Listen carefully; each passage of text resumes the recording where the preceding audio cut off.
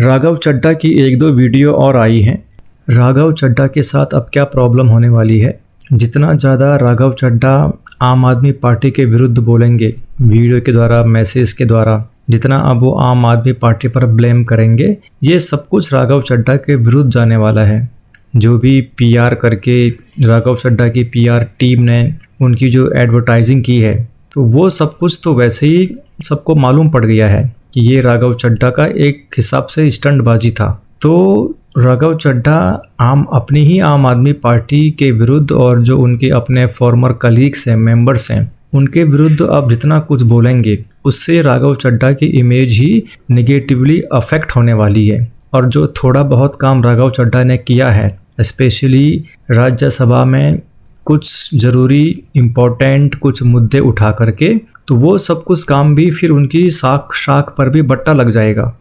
जो कुछ भी तुमने मुद्दे उठाए हैं या आम आदमी पार्टी में रह करके तुमने जो केजरीवाल के नेतृत्व में काम किया है, वो सब कुछ मिट्टी में मिल रहा है। तुमने वाकई में बड़े अच्छे काम किए हैं तो कुछ लोगों को पता है, ठीक है, लेकिन तुम आम आदमी पार्टी में रहते हुए भी अब आम आदमी पार्टी के विरुद्ध बयानबाजी कर रहे हो। तुम्हारे साथ कोई भी नहीं है, तुम्हारे जितने फॉर्मर कलीग्स हैं और आम आदमी पार्टी के मेंबर हैं, एमएलए हैं, पार्षद हैं, यहाँ तक कि एक भी कार्यकर्ता, वॉलंटियर्स जो फ्री में काम करते हैं बेचारे, एक भी तुम्हारे साथ नहीं है। राघव चड्ढा ने जो वीडियो जारी की है, जो पोस्ट लिखा है, उसमें आप कमेंट सेक्शन में आइए, एक भी राघव चड्ढा के फेवर में कमेंट नहीं है। हर कोई राघव चड्ढा के लिए बुरे शब्दों का प्रयोग कर रहा है। राघव चड्ढा ने जब ये वीडियो जारी की, पहली वीडियो जारी की थी, तो उसके बाद से आम आदमी पार्टी के बहुत से एमएलएज ने, उनके लीडर्स ने जो उसने वीडियो जारी की है, सौरभ भारद्वाज ने, कुलदीप कुमार जी ने, जर्नैल सिंह जी ने, आतिशी ने, संजय सिंह ने भी थोड़ा कुछ बोला है। और जर्नैल सिंह ने तो राघव चड्ढा को ढंग से बहुत ही बेकार बोला है। 3 बातें बोली हैं कि राघव तुम कायर हो, तुम मौका परस्त हो और तुम एहसान फरामोश हो। अवार्ड नंबर 1 जो है डरपोक नंबर 1, अवार्ड नंबर 2 वो है मौका परस्त नंबर 1, अवार्ड नंबर 3 वो है एहसान फरामोश नंबर 1। तो राघव चड्ढा जितना बोलेंगे, जितना स्टंटबाजी करेंगे, जितना अपने आप को अच्छा दिखाएंगे, महान दिखाएंगे, सब कुछ पब्लिक को पता है, क्योंकि ये सारी बातें बात की बातें हैं। सबसे पहले प्रश्न का उत्तर जिसके चलते आम आदमी पार्टी को ये स्टेप लेना पड़ा, वो ये है कि उस प्रश्न का उत्तर तुम्हारे पास नहीं है। जब आम आदमी पार्टी की top leadership including Arvind Kejriwal jail में भेजे गए, तो तुम उस वक्त कहाँ थे? तुम लंदन चले गए आंखों की सर्जरी के लिए, और सभी लोग कह रहे हैं कि वो सब झूठ था, क्योंकि उसी दौरान तुम्हारे विंबलडन कुछ मैच देखने के भी फोटो हैं, तुमने कुछ इंटरव्यूज़ भी दिए हैं वहाँ पर कुछ इवेंट में। तो जब आंखों का ऑपरेशन होता है तो ये सब चीज़ें अवॉइड करनी पड़ती हैं। तो सभी लोग कह रहे हैं, इवन राजदीप सरदेसाई ने भी इस पर बहुत लंबा चौड़ा कहा है। मैं अपनी पहले वीडियो में कह चुका हूँ कि हर किसी को अपना जीवन अपने अनुसार जीने का अधिकार है। हर किसी से हम नहीं उम्मीद कर सकते हैं कि लोग देश के खातिर, अपनी जनता के खातिर वो जेल चले जाएं, ठीक है। हर कोई यहाँ पर सरदार भगत सिंह जी, चंद्रशेखर आज़ाद, सुभाष चंद्र बोस बनने को नहीं पैदा हुआ है। किसी को अपनी लाइफ बहुत सेफ खेलनी है, ठीक है, अपनी व्यक्तिगत ज़िंदगी का चुनाव करना है, तो उसमें कोई प्रॉब्लम नहीं है। राघव चड्ढा ने अपनी खुद की लाइफ जीने का चुनाव किया है, उसमें कुछ भी प्रॉब्लम नहीं है, ठीक है। जब राघव चड्ढा को लग गया कि कहीं मेरा भी अब जेल जाने की नौबत ना आ जाए, तो वो लंदन चले गए, उसमें कुछ भी प्रॉब्लम नहीं है। प्रॉब्लम यह है कि तुम अभी भी आम आदमी पार्टी में बने हुए हो। अगर वाकई में तुम सच्चे होते, तुम्हारी बात में दम होता, तो राज्यसभा सांसद की सीट से और आम आदमी पार्टी से तुम कब का रिजाइन कर चुके होते, अगर तुम में वाकई में सेल्फ रिस्पेक्ट होता, आत्मसम्मान होता। अब राघव चड्ढा जी चाहते हैं कि मैं आम आदमी पार्टी में भी बना रहूं, राज्यसभा सांसद के रूप में इतनी सारे बेनिफिट लूँ मैं, इतनी मोटी सैलरी लूँ, इतने प्रीमियम क्लास की लाइफ भी जीऊँ मैं, और आम आदमी पार्टी के साथ भी मैं ना रहूँ, उनके नेताओं के साथ में, अरविंद केजरीवाल के साथ में मेरे कुछ भी मीटिंग ना हो, कुछ भी बातचीत ना हो। तो ऐसा संभव नहीं है। जिस पार्टी में आपको रहना है, उस पार्टी के जो फाउंडर मेंबर है, उस पार्टी की जो लाइन है, उस पर आपको चलना पड़ेगा। तो राघव चड्ढा जी की ये मंशा थी कि जो आम आदमी पार्टी ने एक्शन लिया है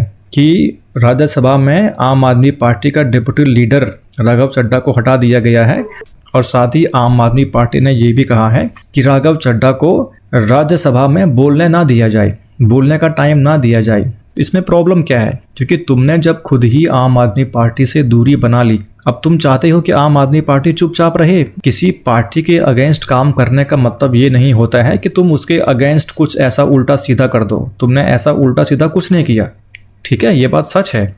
लेकिन किसी पार्टी के जो भी चीज़ें होती हैं, तुम पार्टी के मेंबर के साथ में नहीं हो तो वो भी अगेंस्ट है। तुमसे पहले भी कुछ लोग हैं जो आम आदमी पार्टी को छोड़कर गए हैं। कैलाश गहलोत है, राजेंद्र पाल गौतम है, राजकुमार आनंद है। इनमें से कैलाश गहलोत और राजकुमार आनंद शायद बीजेपी में है और राजेंद्र पाल गौतम ये आई थिंक कांग्रेस में है। तो इन तीनों से राघव चड्ढा को सीखना चाहिए कि इन तीनों ने कम से कम आम आदमी पार्टी छोड़ने के बाद कुछ भी बयानबाजी नहीं की, आम आदमी पार्टी के विरुद्ध और केजरीवाल के विरुद्ध कुछ भी नहीं बोला। तो राघव चड्ढा को कम से कम इन तीनों से सीखना चाहिए।